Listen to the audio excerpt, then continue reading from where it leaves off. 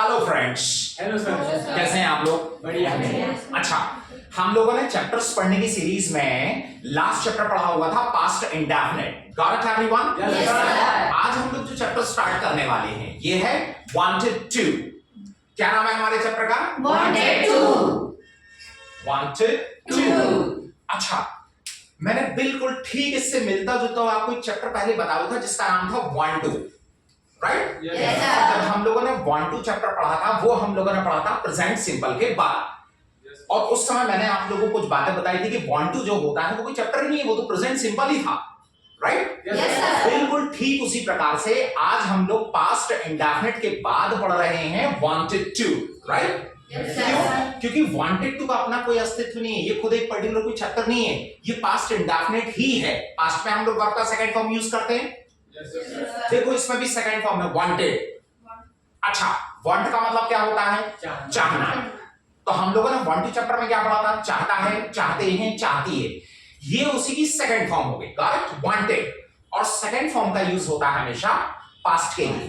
तो इसमें हम लोग क्या पढ़ेंगे? चाहता था, चाहते थे, चाहती थी, right everyone? Yes sir. Want to में पढ़ा था चाहता है, चाहते हैं, चाहती है।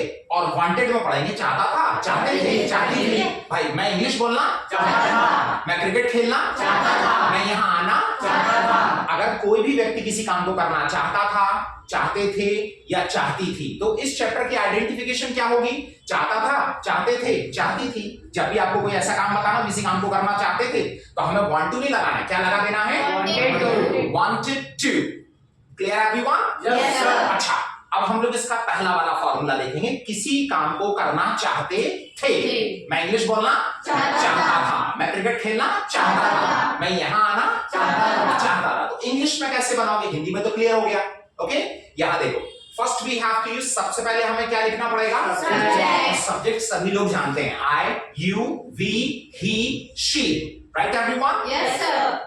फिर उसके बाद हमारा चैप्टर आ जाएगा यहाँ पर, कौन सा? wanted to, और टू के बाद first of the main verb, then we have to use object, right everyone? Yes sir. मैंने आपको क्या बताया था कि दो वर्ब को जोड़ने के लिए बीच में हमेशा किस चीज का यूज किया जाता है? टू का। देखो, वांट, वांटेड, वांटेड, ये भी वर्ब है और ये भी वर्ब है ना, दो वर्ब आ गई, तो इसलिए बीच में क्या लगाना पड़ा? To.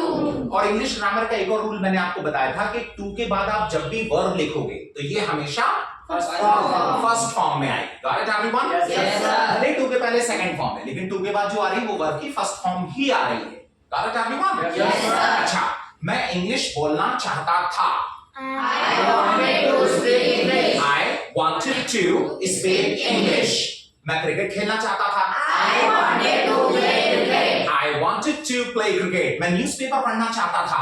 I wanted to read newspaper. I wanted to read newspaper. Clear everyone? Yes, sir. अब इसके बहुत सारे एग्जांपल्स बना के हम लोग प्रैक्टिस भी कर सकते हैं। क्लियर? यस आप तो बहुत सारे एग्जांपल्स बना सकते हैं। अच्छा, सेकंड फॉर्मूला बनेगा, किसी काम को नहीं करना चाहते थे। मैं हिंदी नहीं बोलना चाहता था, मैं क्रिकेट नहीं खेलना चाहता था, मैं न्यूज़पेपर नहीं पढ़ना चाहता था, मैं मूवी नहीं देखना चाहता था, मैं सीरियल भी नहीं देखना चाहता था, मैं फर्स्ट बेंच पे नहीं बैठना चाहता था। आपको जैसे भी एग्जांपल्स बनाने हैं। Got it everyone? Yes sir. Clear? अच्छा, नहीं के लिए क्या करते हैं हम लोग? नॉट लगाते हैं, और नॉट हमेशा थर्ड प्लेस पे आता है, लेकिन वर्ब से पहले, राइट ना? वांट, वांटेड, वांटेड, ये तो वर्ब है, तो इससे तो पहले ही हमें नॉट लगाना पड़ेगा। सेकंड प्लेस पे आ रहा है और हमें लगाना कहां है? थर्ड प्लेस पे, राइट? यस। ऐसी स्थिति में हम लोग हेल्प के लिए किसी को बुलाते हैं ना।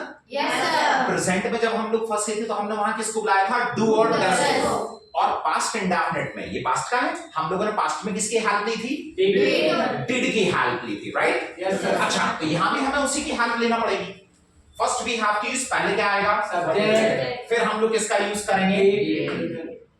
अच्छा, डिडंट। अब तो आप लोग पढ़ चुके हो ना, डिडंट को अलग अलग करोगे तो क्या बनेगा? Did not. डिड नॉट, और डिड और नॉट को मिला दिया तो क्या बन गया?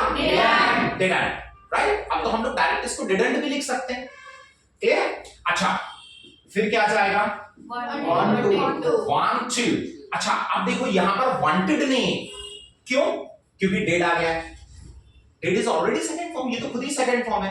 क्या बताया था मैंने पास्ट इंडेफिनिट कि जहां भी जिस सेंटेंस में भी डिड आता है वहां हमेशा वर्ब का फर्स्ट फॉर्म। क्लियर? यस। अच्छा, इसलिए यहाँ पर डिड है, इसलिए यहाँ पर हमें want to कर दिया वापस, ये तो वापस want to हो गया।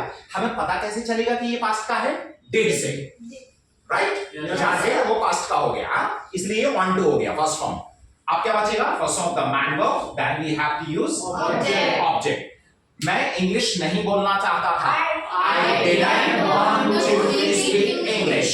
मैं क्रिकेट नहीं खेलना चाहता था, I didn't want to play cricket। I didn't want to play cricket। मैं मूवी नहीं देखना चाहता था, I didn't want to watch movies। I didn't want to watch movies। Clear everyone? Okay? अच्छा, अब इसके भी बहुत सारे एग्जांपल्स बना के आप इसकी प्रैक्टिस कर सकते हैं। थर्ड वाला हमारा जो फॉर्मूला होगा इंट्रोगेटिव। ओके? इंट्रोगेटिव मतलब प्रश्नवाचक। अब हमें क्वेश्चंस करने सीखने हैं। क्वेश्चंस कैसे करोगे? क्या आप इंग्लिश बोलना चाहते थे? क्या आप क्रिकेट खेलना चाहते थे? क्या आप यहाँ आना चाहते थे? क्या आप वहां जाना चाहते थे? इसमें क्वेश्चंस करने हैं। क्वेश्चन करेंगे हम लोग, उसके लिए क्या करते हैं हम लोग? क्वेश्चन करने के लिए ये जो हेल्पिंग वर्ब होती है इसको हम लोग आगे करके और सब्जेक्ट को पीछे कर देंगे। अच्छा, इसमें हमें नॉट की जरूरत नहीं है ना अभी, तो इसमें से नॉट हटा दो, केवल डिड। डिड को हम लोग आगे करेंगे और सब्जेक्ट को पीछे करेंगे। तो first we have to use, पहले क्या आ जाएगा? डिड को आगे लिख दिया, फिर पीछे क्या आ जाएगा? सब्जेक्ट। और उसके बाद क्या बचता है यहाँ पर? want to। अच्छा ये बताओ यहाँ wanted क्यों नहीं लिखा हुआ है? क्योंकि यहाँ हमने डिड का यूज किया हुआ है। Okay everyone? जहां डिड रहेगा वहां हमेशा first form. Clear? Yes, sir। Then first of the man verb, then we have to use object, then question mark. Okay? अच्छा, क्या आप इंग्लिश बोलना चाहते थे? Did you want to speak English? Did you want to speak English? क्या आप cricket खेलना चाहते थे? Did you want to play Did you cricket? want to play cricket? क्या आप न्यूज़पेपर पढ़ना चाहते थे? Did you want to read newspaper? Did you want to read newspaper? Clear? Yes, अच्छा, sir। one thing, एक बात, ये आपको याद है WH words? Yes, sir। काफी चैप्टर्स मैंने आपको एक्सप्लेन किया। जो भी WH वर्ड्स होते हैं इनका यूज हमेशा सेंटेंस में सबसे आगे किया जाएगा।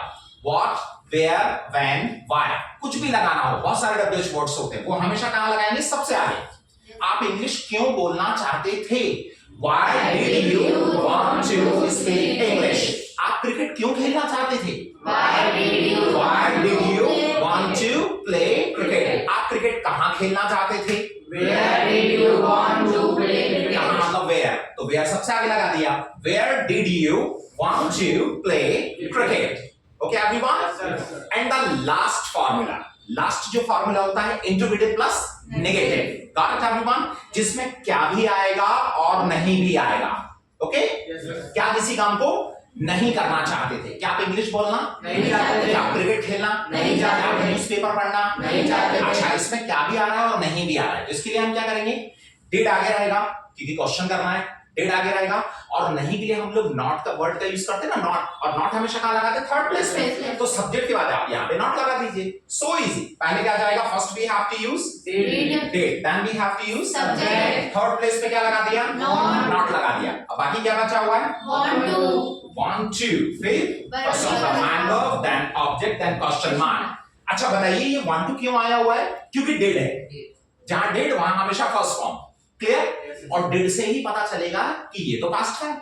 ओके? क्या आप इंग्लिश नहीं बोलना चाहते थे? Did you not want to speak English? क्या आप क्रिकेट नहीं खेलना चाहते थे? Did you not want to play cricket? Okay? अच्छा, इसका हम लोग एक फॉर्मूला और बना सकते हैं।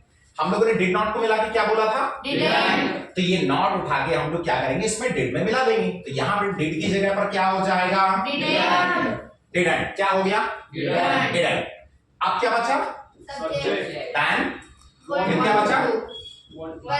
फिर first of the main verb, then we have his object, then question mark. Okay everyone? Yes, sir। अच्छा, क्या आप इंग्लिश नहीं बोलना चाहते थे? Didn't you want to speak English? क्या आप क्रिकेट नहीं खेलना चाहते थे? Didn't you want to play cricket? आप चाहे तो did not अलग अलग भी यूज कर सकते हैं, चाहे तो आप एक साथ भी यूज कर सकते हैं didn't। Clear everyone? अच्छा, अब इनके बहुत सारे एग्जांपल्स बना के आप इनकी प्रैक्टिस भी कर सकते हैं। आपकी प्रैक्टिस करने के लिए आपके पास दो बहुत अच्छे तरीके हैं। एक तरीका होता है क्वेश्चन आंसर कीजिए, क्योंकि हम लोग बोलने में, बात करने में क्वेश्चन आंसर ही तो करते हैं। क्वेश्चंस करने के लिए हम लोग किस फॉर्मूले का यूज करेंगे? दिस वन, ये वाला, जिसमें क्वेश्चन किया जाएगा। जैसे अच्छा, और आंसर देने के लिए किसका यूज होगा? इन दोनों का, फर्स्ट एंड सेकंड वन। इसमें कौन सा वाला आंसर रहेगा? Yes. और इसमें कौन सा वाला आंसर रहेगा? No. नो। सपोज किसी व्यक्ति ने आपसे पूछ लिया कि did you want to speak English, क्या आप इंग्लिश बोलना चाहते थे? तो आंसर में क्या देंगे आप? क्या बोलेंगे? Yes, I wanted to speak English. हाँ, मैं इंग्लिश बोलना चाहता था। फिर किसी व्यक्ति ने पूछ लिया did you want to play cricket, क्या आप क्रिकेट खेलना चाहते थे? अब मना करना है तो कैसे मना करोगे? No, I didn't want to play cricket. तो आप ऐसे बहुत सारे क्वेश्चन आंसर्स बना के अपनी प्रैक्टिस भी कर सकते हैं। क्लियर? अच्छा, एक और हमारे पास दूसरा तरीका है, वो कौन सा होगा? अफर्मेटिव एंड नेगेटिव्स, मतलब किस काम को आप करना चाहते थे और किस काम को आप नहीं करना चाहते थे। आप ऐसे एग्जांपल्स बना के भी प्रैक्टिस कर सकते हैं। I wanted to play cricket, मैं क्रिकेट खेलना चाहता था, बट लेकिन I didn't want to play football, मैं फुटबॉल नहीं खेलना चाहता था। I wanted to watch movies, मैं फिल्म देखना चाहता था, but I didn't want to watch serials, मैं सीरियल्स नहीं देखना चाहता था। आप ऐसे भी बहुत सारे एग्जांपल्स बना के इनकी प्रैक्टिस कर सकते हैं। Clear everyone? Yes, sir. Examples बनाइए और इनकी बहुत अच्छी प्रैक्टिस कीजिए, इसको बिल्कुल सेट कर लीजिए आप दिमाग में। Clear? Yes, Yes, sir. Okay, well thank you very much.